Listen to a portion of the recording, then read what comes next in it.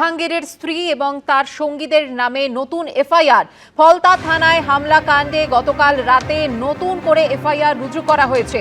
ভারতীয় ন্যায় সংহিতার একাধিক আইনের পাশাপাশি অস্ত্র আইনে মামলা রুজু করা হয়েছে। এবার জাহাঙ্গীরের স্ত্রীর বিরুদ্ধে বিস্ফোরক আইনেও রুজু হয়েছে মামলা।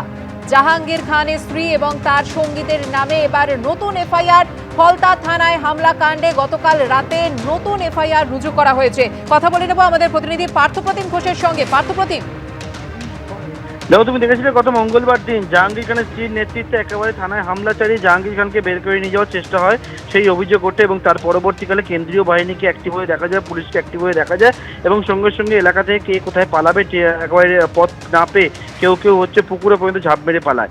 এই ঘটনায় তুমি জানো যে গত পরশু দিনকে অর্থাৎ মঙ্গলবার দিন একটি অভিযোগ হয়, সেই অভিযোগের পরিপ্রেক্ষিতে গতকাল 10 জনকে গ্রেপ্তার করেছে দুই মহিলা সহ এবং গতকাল রাত্রিবেলা আরও একটি মামলা করেছে পুলিশ এবং সেখানে হচ্ছে জাহাঙ্গীর খানের স্ত্রী সহ জাহাঙ্গীর খানের যারা অ্যাসোসিয়েট তাদের নামে মামলা হয়েছে এবং সেক্ষেত্রে তারা যে মামলাটি করেছে সেখানে জাহাঙ্গীর খানের স্ত্রীর নামে বিএনএস এর একাধিক ধারার পাশাপাশি হচ্ছে অস্ত্র আইনে মামলা হয়েছে।